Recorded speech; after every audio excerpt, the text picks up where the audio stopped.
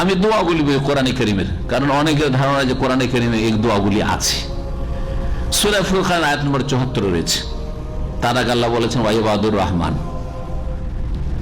পরম করুণাময় আল্লাহ রাব্বুল আলামিনের যারা সত্যিকার বান্দা, মানে নেক লোক, যারা সৎকর্মশীল ভালো মানুষ, তাদের বেশ কিছু বৈশিষ্ট্য। আল্লাযীনা ইয়ামশুনা আলা আরদি হাওনা ওয়া ইযা খাতাবাহুমুল জাহিলুনা ক্বালু সালামা ওয়াল্লাযীনা ইয়াবিতুনা লিরাব্বিহিম সুজদান ওয়া কিয়ামা। এই করতে করতে আল্লাহ বলেছেন ওয়াল্লাযীনা ইয়াকুলুনা, যারা আল্লাহর খাঁটি বান্দা তারা ছেলে মেয়েদের জন্য, স্ত্রীর জন্য দোয়া করে।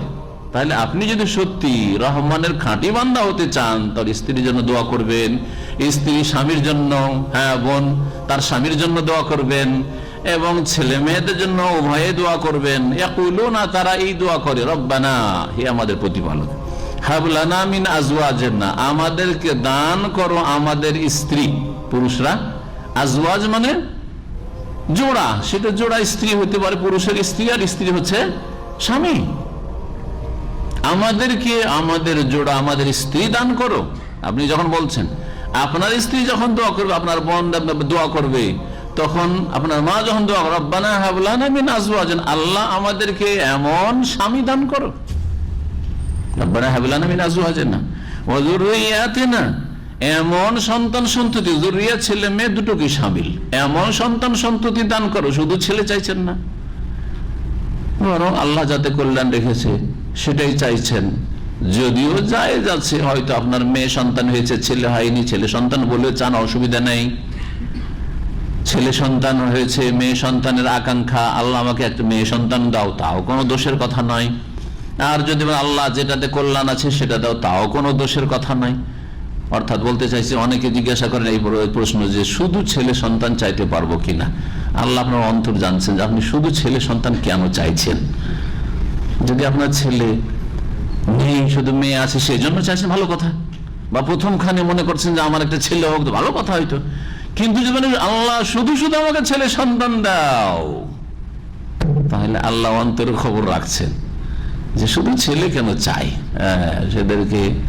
ছেলেদেরকে দিয়ে বেশি ইনকাম হবে, আর মেয়েদেরকে দিয়ে ইনকাম হইলে তো বিয়ে হইলে তার পাবো না, ও তো চলে যাবে টাকা অন্য ঘরে। এত দূর পর্যন্ত চিন্তা করে হয়তো দোয়া করছে। তো অসৎ নিয়ে তো আল্লাহ খবর আছেন, আমি আপনি তো খবর রাখি না। জি, আরব জাহিলিয়াতের যে ধ্যান ধারণা ছিল যে মেয়ে সন্তান কোন কাজে আসবে, এরা লড়াই করতে পারবে না, আমাদের গোত্রীয় লড়াই হয়, কাজে আসবে না, লাঠি ধরতে পারবে না। জি, আর এদেরকে মানুষ করলো 18 বছর 20 বছর মানুষ করলো, আর তারপরে পরের বাড়িতে দিয়ে দিতে হবে, আর কারো শ্বশুর হইতে হবে, আর বলবে শ্বশুর অমুকের মেয়ে বিয়ে করেছি। তো এটাও একটা লজ্জাকর বিষয়। তো এইরকম যদি আপনার ধ্যান ধারণা থাকে, তো এখন ওই জাহিলিয়াতের যুগে আছে। দোয়া কি দোয়া? রব্বানা হাব লানা মিন আজওয়াজিনা ওয়া যুররিয়াতিনা, আল্লাহ আমাদের স্ত্রী আর মহিলা আমার স্বামী, দুটোই অর্থ এর। ওয়া যুররিয়াতিনা, আমাদের ছেলে মেয়ে সন্তান সন্ততি দান করো, এমন কুররাতু আইন, যারাকে পেয়ে আমাদের চক্ষু শীতল হয়, নয়ন জুড়ায়, চোখ ঠান্ডা হয়। ওয়াজআলনা লিল মুত্তাকিনা ইমামা, এবং আমাদেরকে আল্লাহ ভীরুদের ইমাম বানাও।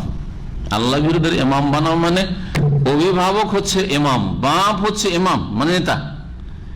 আর ছেলে মেয়েরা যদি কি হয়ে যায়, মুত্তাকি হয়, তাহলে এই দোয়া যে আল্লাহ আমার অধীনে যারা হবে আর তাদের আমি নেতা হব, তারা যেন মুত্তাকি আল্লাহ ভীরু হয়, এটাও দোয়া। আপনার অধীনে যারা আছে তাদের জন্য, তাদের তাকওয়া পরহেজগারির জন্য। ওই যে আল্লাহ লিল মুত্তাকিন ইমামা, এই দোয়া মুখস্থ আছে তো? জি, মুখস্থ যারা আছে ভালো কথা, পড়তে অভ্যস্ত হন, প্রতিদিনই পড়েন। আর যারা মুখস্থ করেন, মুখস্থ করেন।